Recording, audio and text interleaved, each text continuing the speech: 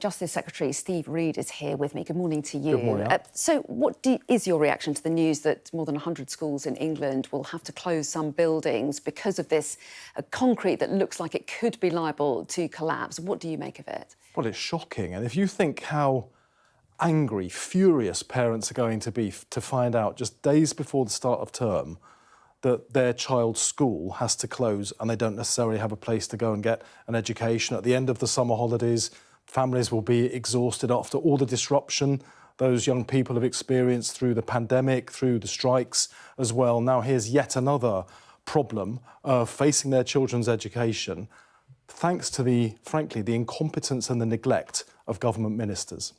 The government say they're the only country that's actually proactively seeking information about buildings that have used RAAC, and they say that it's only last-minute information that's come to light that shows that some of these schools are vulnerable and they've acted straight away. I think they're being a little less than frank, to put it politely, in what they're saying this morning, because we know, and so do government ministers, that 5 years ago in 2018 there was a school in Gravesend in North Kent that collapsed because it had this kind of concrete in. Now, if you can't think of a starker warning about the danger and risks this concrete poses than a school that collapsed. Thank God it happened at a weekend and not when children were in it. Now, since then, the government's had a report from the National Audit Office.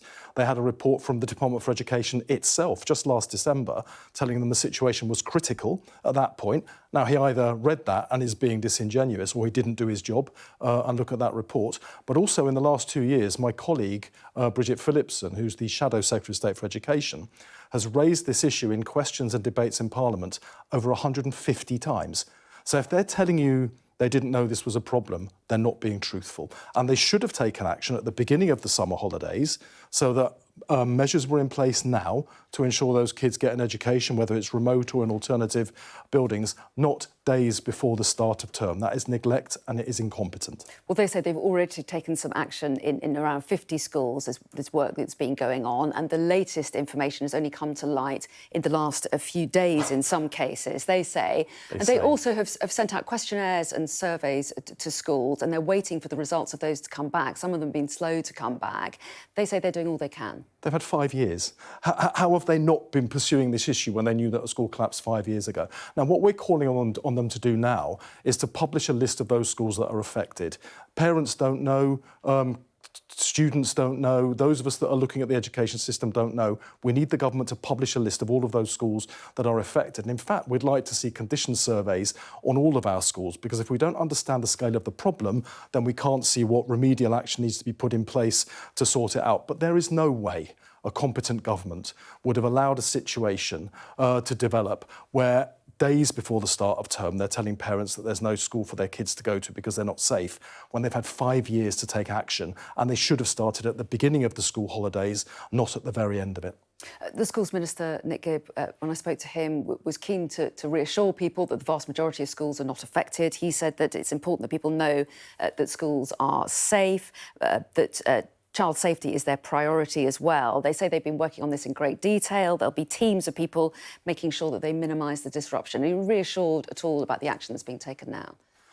Well, we know that Nick Gibb hasn't been doing his job, otherwise they wouldn't be taking action days before the start of term that they should have taken at the beginning of the school holidays, if not 5 years ago, after that school in Gravesend collapsed. But it was Nick Gibb, who was the Education Minister, who took the decision, when the Conservatives came to power, to cancel Labour's school rebuilding programme that would have dealt with these problems over a much longer period of time through proper planned maintenance work, and never put anything else in place for it instead. And the truth of it is, so much of our public estate is crumbling after 13 years of Conservative failure, frankly. But you can't deliver first-rate education in second-rate buildings, and you can't deliver any education in a building that collapses. How concerned are you for other public buildings? Well, we know it's not just schools. We see the same problem in hospitals.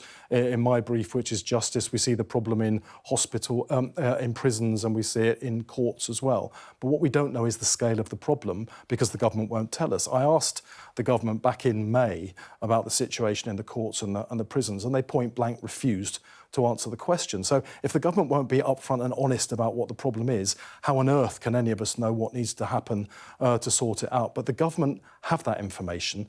They should have taken early enough action so that we don't get left with this crisis. But after the long summer holidays, my heart goes out to those parents this morning who are wondering what is going to happen to their kids when school term starts.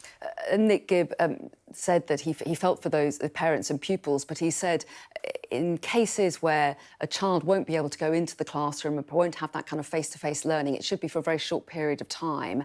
How great do you think the disruption could be to education? Well, I hope it's for a short period of time, but we don't even know how many schools are affected or the extent to which they're affected, and not even every school that is affected has been told, even though the Department for Education and the education ministers have that information. They should have been engaging months ago with head teachers and the people responsible for running those schools to put in alternative provision. That is how you could have minimised the disruption, given that the government hadn't acted for years when they knew this problem was coming. That is how you could have minimised the disruption. But for some reason, they chose to sit on their hands and do nothing, even though they had report after report after report telling them this was going to happen if they didn't act. They didn't act. This is a problem that has resulted because of the ineptitude and neglect of government ministers. What should the government do now? What would Labour do now in this situation? Well, first of all, you need to understand the scale of the problem so you can put in place a long-term plan. But short-term, there need to be conversations right now with head teachers that are whose schools are affected to make sure that alternative provision is available. But what we're calling on the government to do is publish a list of the schools that are affected so parents can see, and let's have a condition survey on all schools across the country so that we can scrutinise what the government hasn't done and put pressure on them to make sure that we have world-class, first-class school buildings that can then deliver world-class education. OK, Steve Reid, we appreciate your time this morning. Thanks very much.